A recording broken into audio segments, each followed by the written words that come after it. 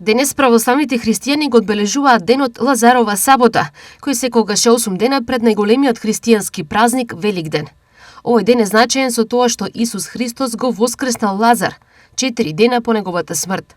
Ова Христово чудо се случило точно 6 дена пред предавството и распнувањето на Христос на Голгота. Во таа чест, во Штип и во други градови во државата беа организирани Лазарови поворки. Со радост ја организираме и реализираме Лазаревата поворка оваа година и во Штип.